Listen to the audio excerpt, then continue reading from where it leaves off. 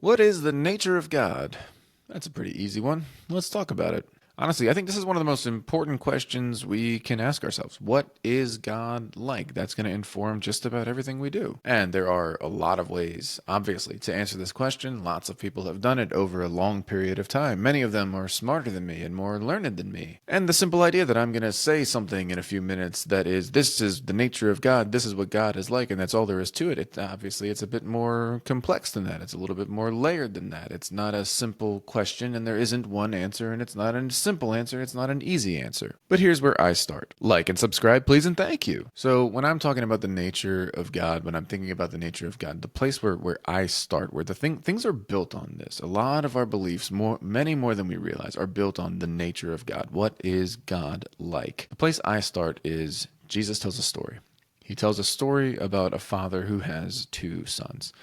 We usually call it the prodigal son, but he has two sons. And the first son, the younger brother, he's problematic. He says to his father, hey, I want your stuff before you die. I don't want to have to wait till you're dead. Just give me all of your stuff. Give me your money. Give me my inheritance now. Which already, the point of this is just like this wild, over the top. No son would ever talk to his father like this. No son could ever live a life that is worse than this. You can't end up in a worse situation than this. It's like hyperbolic. It's over the top.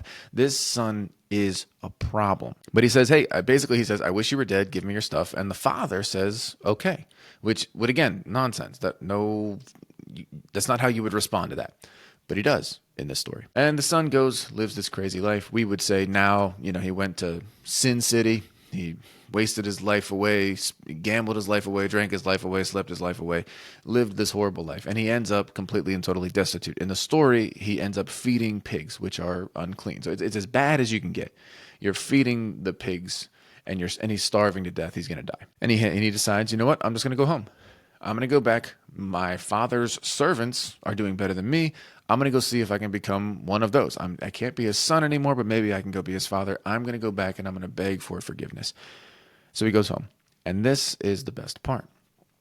It says, while he's a long way away, the father sees him, is moved with love and compassion, and runs to him. The father runs to him. He waits and he runs. It doesn't say it in there, but I like to imagine that the father is waiting. Every day he's been scanning the horizon. Every day he's been coming out and waiting and looking and hoping that he would see his son. Every day he's been looking, and then he sees him. And he runs. The son doesn't say a word. The father runs first. He's moved with love and compassion first. The son doesn't ask for forgiveness. The son doesn't admit he's done something wrong. The son doesn't decide he's going to turn his life around. The son just comes home, and the father runs. And the son starts into this speech that he's been rehearsing the whole way home. I'm a loser. I've wronged you, whatever. I don't deserve to be your son. And we get the impression that the father cuts him off and just says, hey, shut up. You're home, and that's all that matters. Hey, bring me some clothes. Bring me some food. We're throwing a party. We're throwing a party because my son is back home. And that's where I start with the nature of God, is the father who waits and runs. He waits and he runs.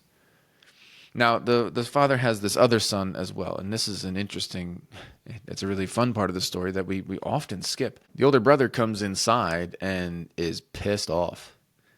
He comes in from working in the fields and he says, what are we throwing a party for? I've been here all these years slaving away. He thinks of himself as a slave, which is that's not the image we get of this father in any way. But he thinks of himself as a slave. And he says, this son of yours, he won't even say his name. He says, this son of yours has ruined everything. He's ruined your reputation. He's taken half of the inheritance. He's gone and squandered it all.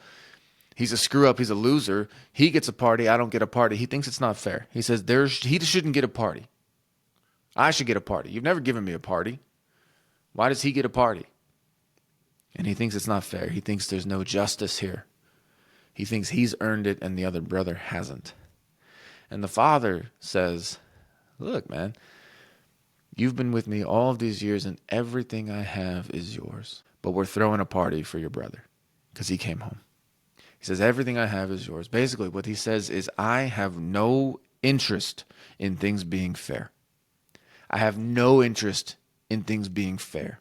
I throw a party for whoever I want. If you think you're too terrible to come home, I'm throwing you a party. If you think you've earned it, that's not how it works. You've always been with me. Everything I have is yours, and we're throwing a party for your brother. And that's, to me, that's the one. That's the teaching. Jesus gives this description of God. He says, this is what God is like. He's like a father who had two sons, a father who is wronged and waits and runs. Now, the truth is, I get some pushback on this. Pretty much when I say this is the nature of God, a lot of the time I get some pushback on this. And they say, Andy, that's fine. Lovely story. Great telling of it. You're a gifted storyteller retelling this story. You're smart and handsome too. However, what about wrath? What about justice? What about judgment? What about these things? What about these verses? And yeah, there's verses. There's always verses. There's always verses. And some of them are tricky. And some of them, when you first read them, they feel jarring. They feel contradictory to what I just said. They begin to feel a bit problematic.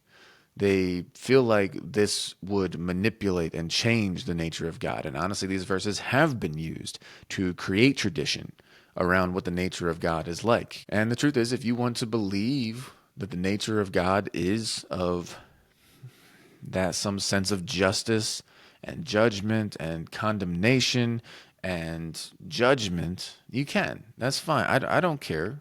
If you wanna hold that belief, that's fine. You're allowed to do that. I'm not trying to change anybody's mind. But when I think of the nature of God, if I was going to describe it to you, the nature of God I want to invite you into is that of the Father who waits and runs, who is moved with love and compassion long before the Son does anything, without deserving it in any way, just waits and then runs because of love and compassion. And honestly, I think when we look at the major descriptions, the vast majority of descriptions and adjectives used in the New Testament, when we see words like love and forgiveness and mercy and grace, amazing grace and redemption and restoration and reconciliation, like I can't just ignore these sections. When we look at the whole story, a story that starts with God loved the world so much. When we look at the way Jesus lived, the way he treated people, the way he interacted with people, what he did with his life, the teachings of Jesus, Jesus described the Father as this father with two sons who says, I have no interest in things being fair. That's the amazing grace. That's the reconciliation. That's the love and compassion that we hear so much about. And so for me, everything is filtered through that. That's where I start. That's the nature of God. That's what God is like to me. A father who waits and runs, is moved with compassion while the Son is far off in the distance before he asks for forgiveness. After he does everything that he does, before he's able to get a word out, the Father sees him and runs. That's the nature of God to me. That's where I start. That's where I hope you'll start as well. Like and subscribe if you haven't. I'll talk to you soon.